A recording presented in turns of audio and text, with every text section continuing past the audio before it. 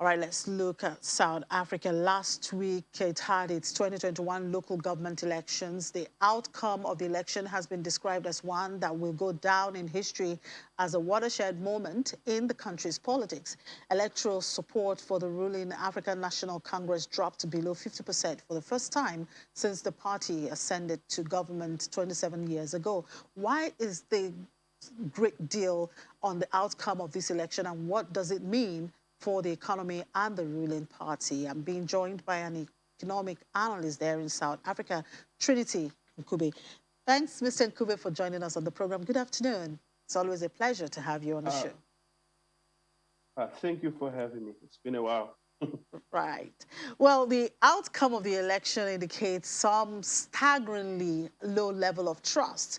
Can this be attributed to what a lot of people would describe as a deepening socioeconomic misery?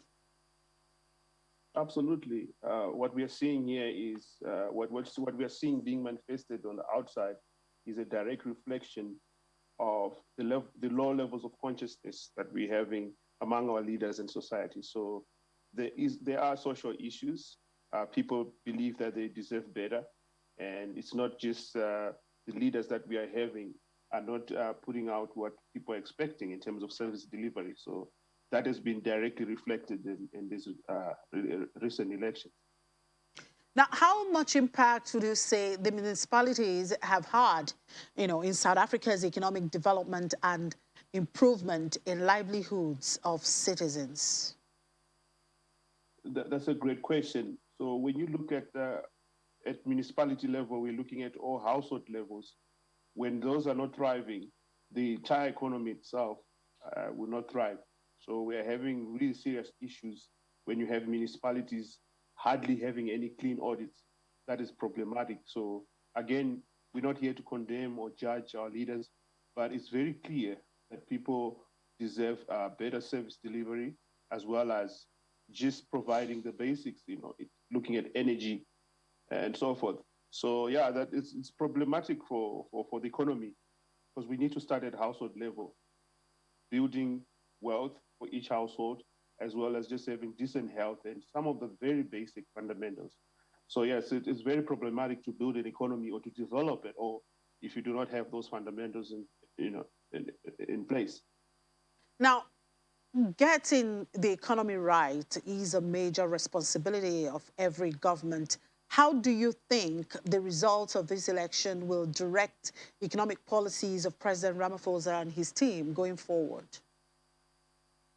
I'm very hopeful that there can be a coalition where parties can come together. It's going to be very challenging for a lot of parties with all these differences to actually come together.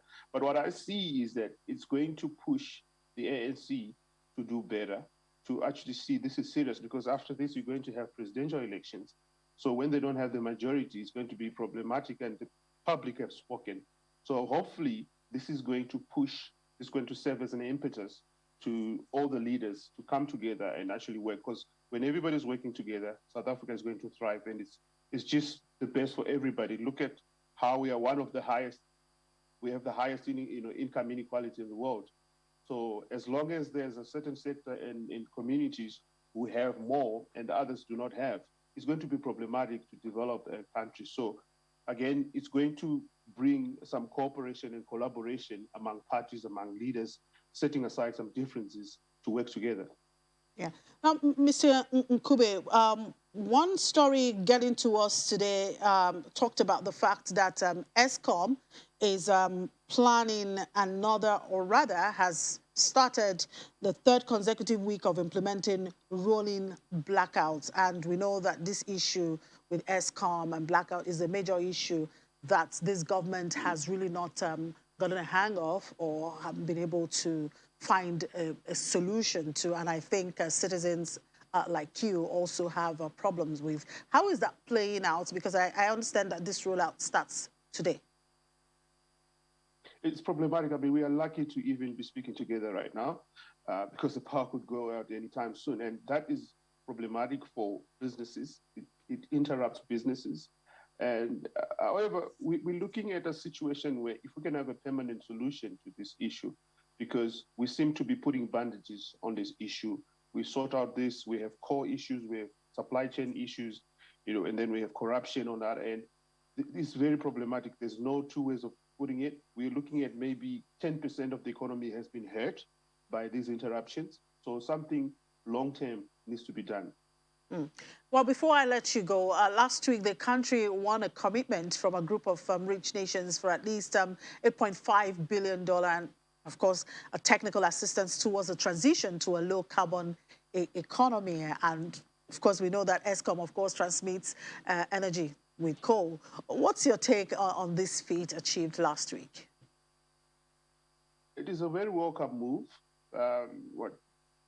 That $8.5 billion translated the ongoing exchange rate to about 130, billion rands.